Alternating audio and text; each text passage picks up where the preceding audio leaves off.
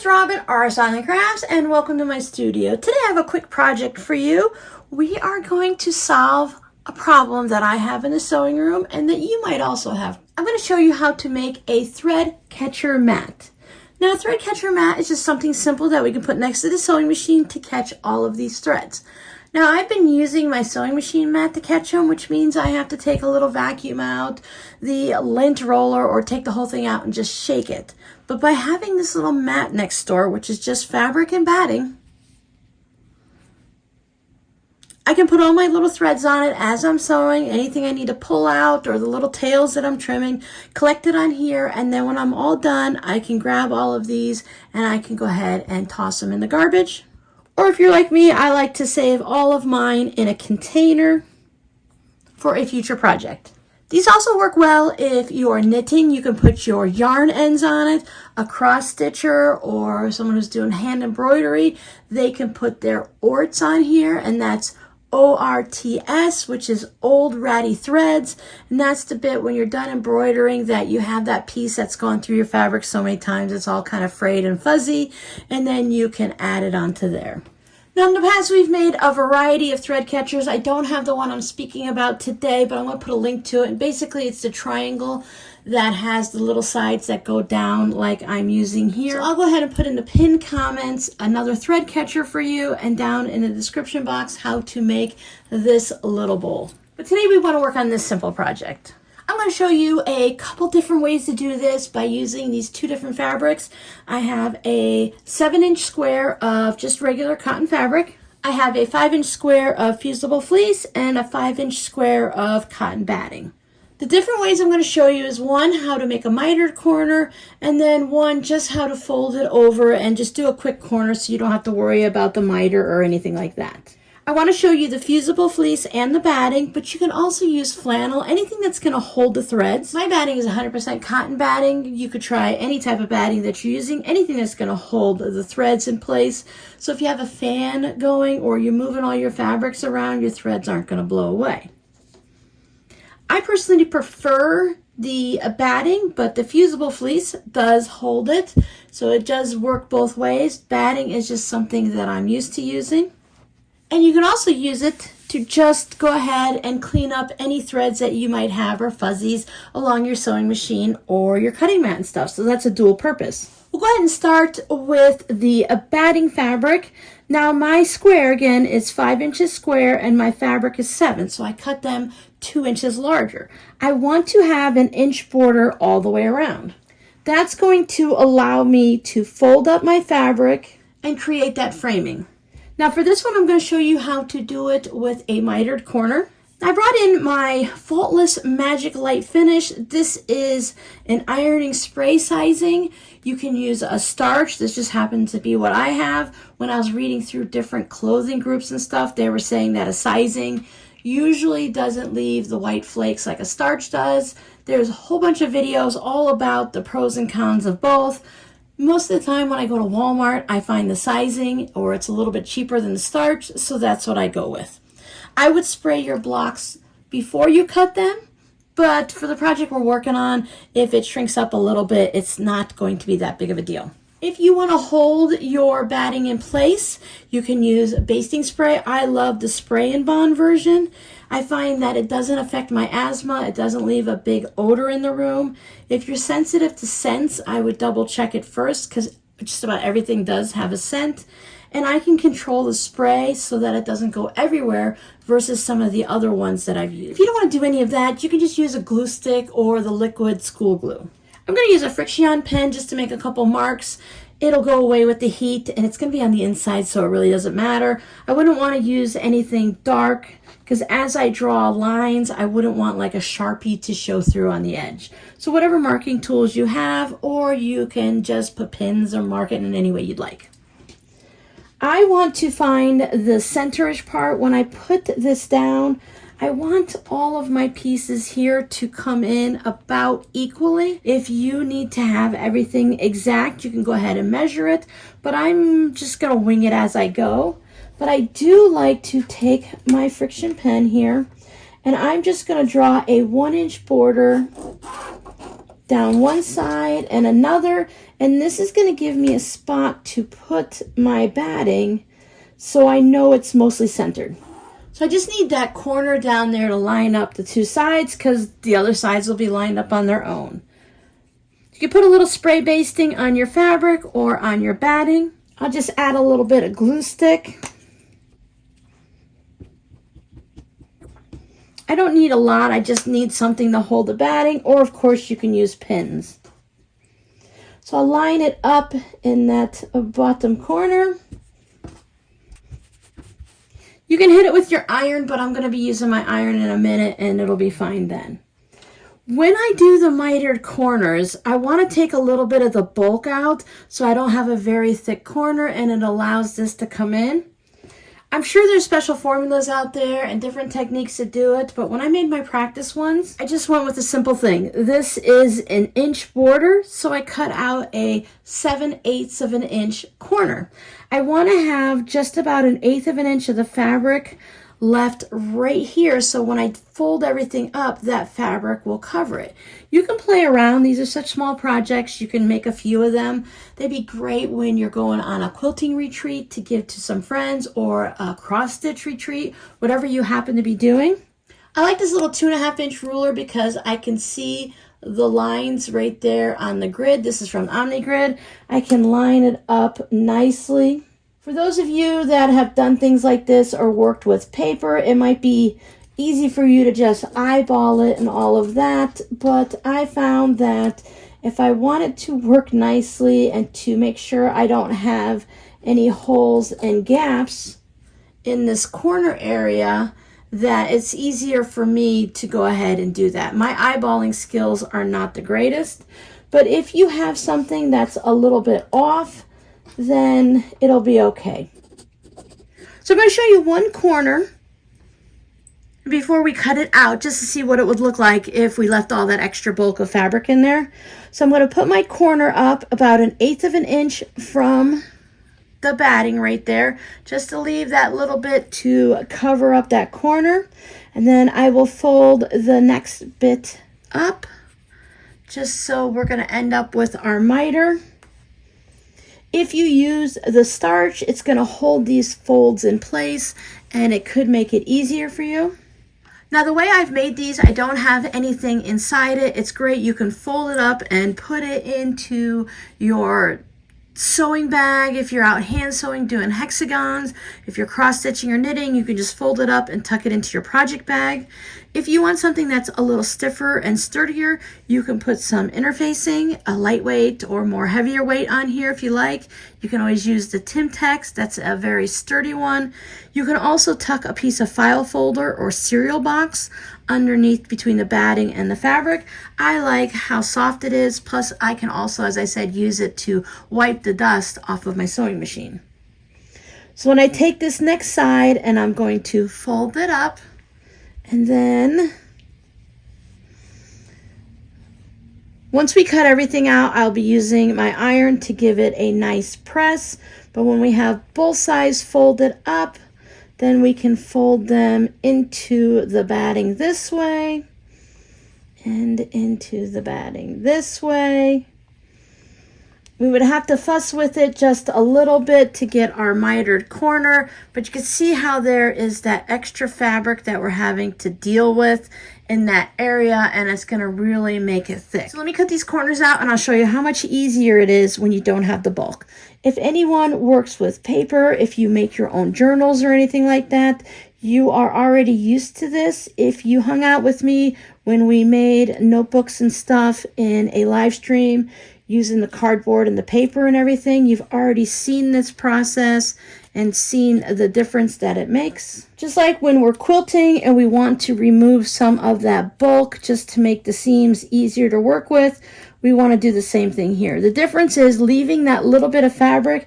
Sometimes you're only leaving a couple threads when you're covering up journals and whatnot, but I went and left a little bit extra here just to make sure that I don't mess up, but you can cut them a little bit closer if you'd like. So we take this side and I bring both of these up. Let me give it a little finger press so you could see. So both of these corners come up and meet the bottom of our batting. I love the steam of my big iron, but you might want to use a little palm iron or a little small portable iron to do this project. As you can see, my iron pretty much covers most of the project, so I will be dealing with the iron in my fingers and all of that. Just start out by doing this. Now, if you're using polyester batting or something that's going to melt from the iron, make sure you put a pressure cloth on it, or maybe just stick with flannel or cotton batting for this project. If your batting is a little bit thicker than mine, you may have to leave a little bit more of the fabric in the corner. Instead of cutting out the 7/8, you might need to make it a little bit of a smaller cut so that everything works all right.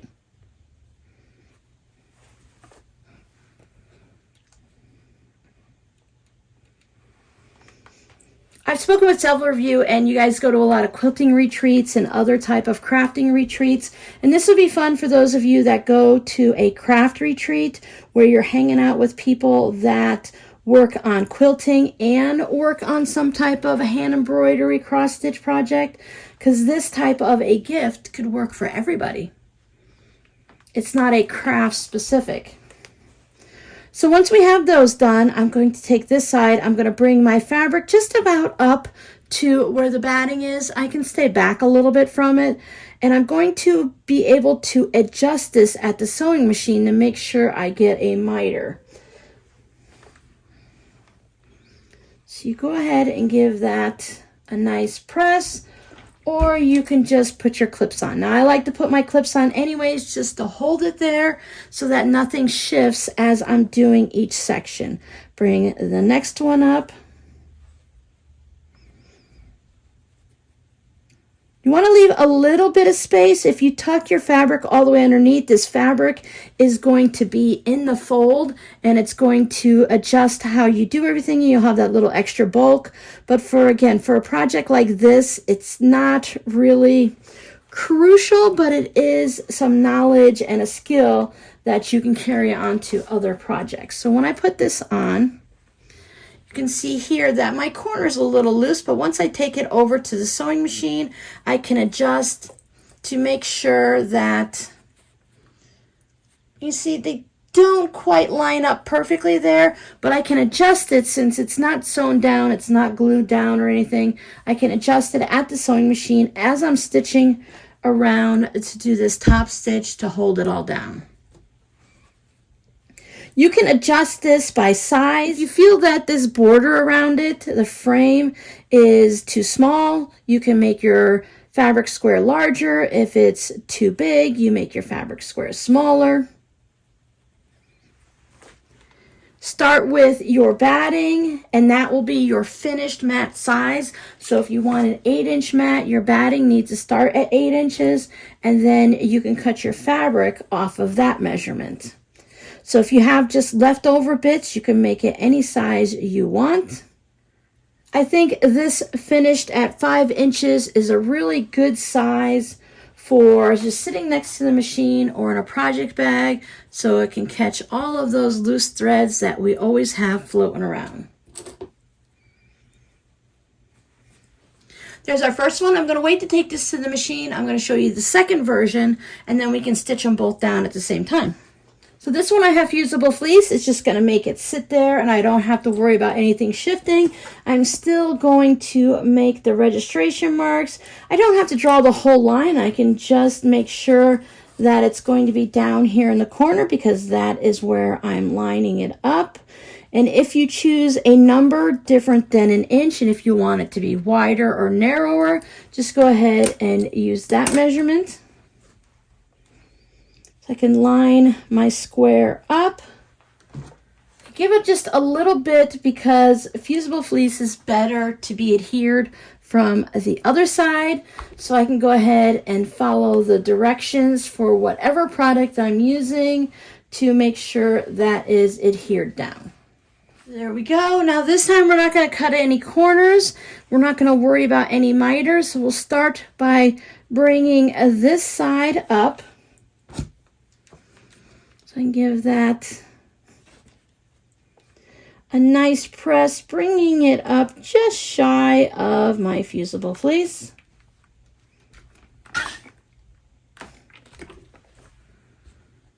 You can put your clappers down on it to hold it in place. You could put pins, or you can just go ahead and press it, whatever works for you as you're making this project. So I'll fold that up once more, and now I have no raw edges showing, and I have a nice little frame around there. You can pop your clip in to hold it. Do the same thing on the next side.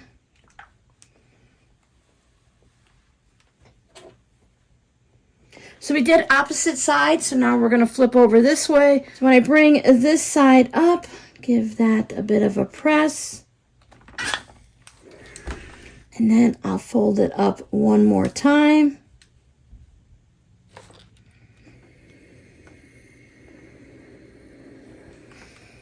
Again, we can adjust things while we're at the sewing machine, but I will put a clip in this corner to hold it. We'll do the same thing on this side, bring it up. If you want to skip pressing it until you've brought both sides up, you can do that.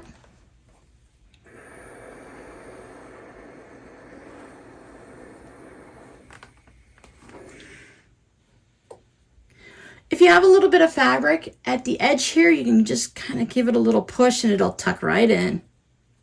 You do have a little bit of bulk in the corner, but this is a really quick and easy way to go ahead and do this. So if you're making a bunch of them and you don't want to deal with the mitered corner or anything like that, so if you don't want to worry about the threads popping out or adjusting to make sure your miter corner is sitting perfectly, you can go ahead and do this simple way. And remember, of course, this is just a quick little project. It's not something to stress over.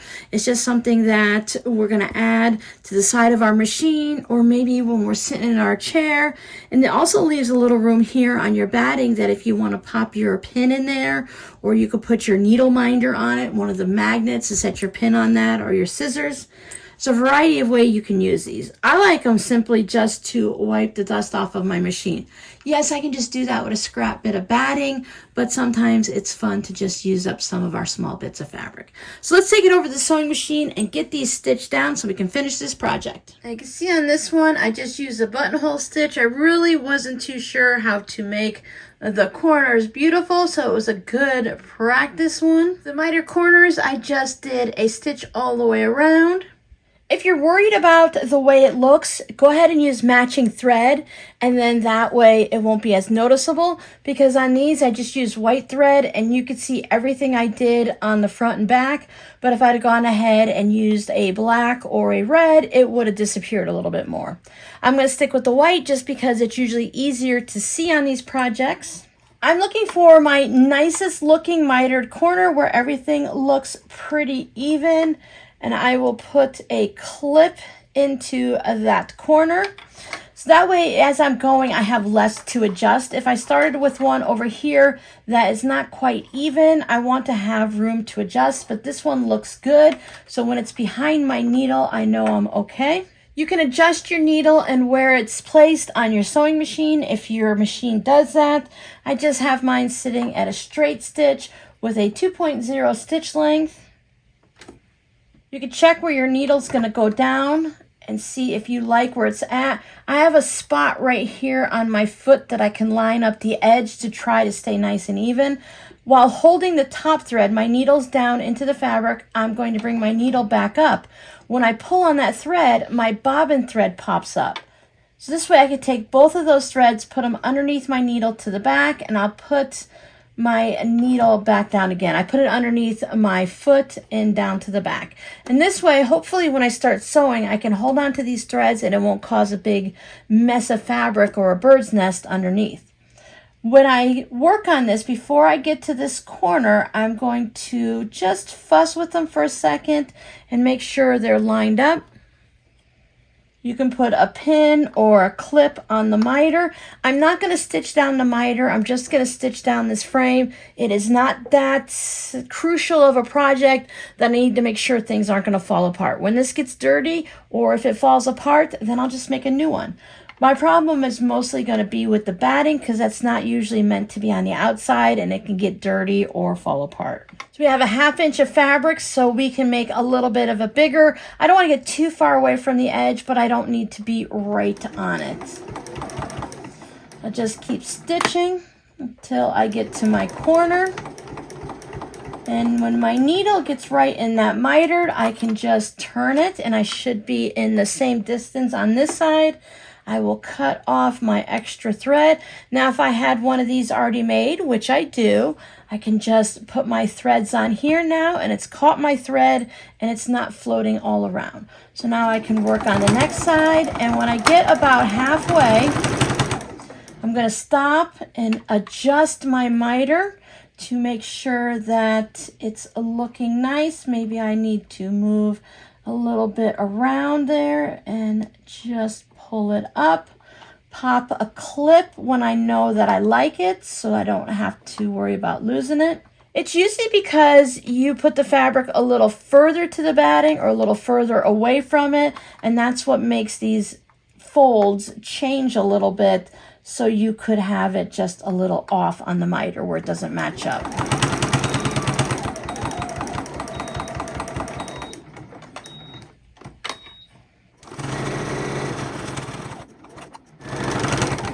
When I get to the end, I'll just backstitch and clip my thread. Trim the ends off the back and add them to my mat. So there's the first one. I'll set that aside and we'll look at that when we're done. So here's the one with all of the corners. Now I find this one easier to create because you don't have the miter corner, but I find it a little more difficult to sew because I'm really not sure how I want to sew down all of the corners. So you might need to try a couple different things to find the look that you like. I'm going to start with the simple. I'll bring my bobbin thread up, push that to the back, and I'm starting really close to the edge. I'm going to back stitch to the end and then stitch all the way down, and I'm going to go right off of it because this flap here that I'm working on is on the top, so it goes all the way to the end. I'll just go ahead and stitch it down.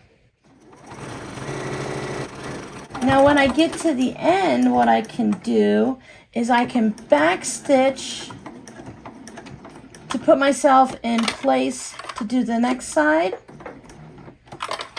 And then that way I continue around. Let me cut off my end. You can use a fancy stitch on your sewing machine. You can use the blanket stitch or a zigzag. Now this one, this end here is on top. So when I get to that one, I'll get myself in position. Back stitch back off of it so that I have locked that flap in place and it's going to hold it down. And then I will continue forward. And this one goes all the way off because it's a top one. And then back up.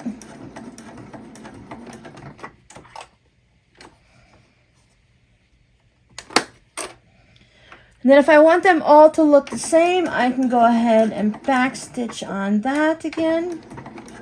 And then stitch forward. And right off the edge, back stitch and cut my thread.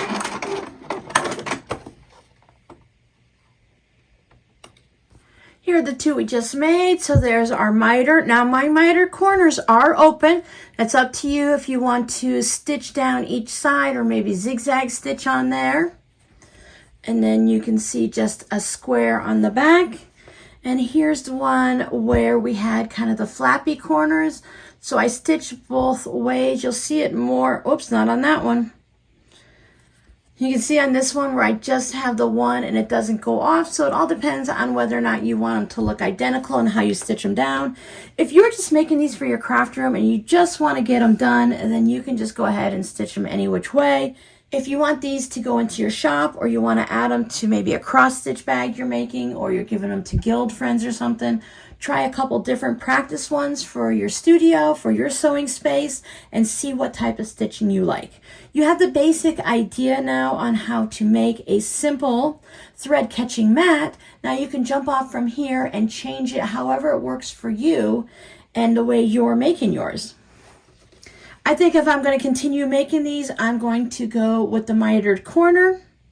I could also put a second line of stitching that goes just about 1/8 of an inch, a form of top stitching all around here. So you'll have 2 rows. Let me go ahead and stitch that so you can see what it looks like. So there you go, 2 lines of stitching. I really like the way that gives it an actual look of a frame.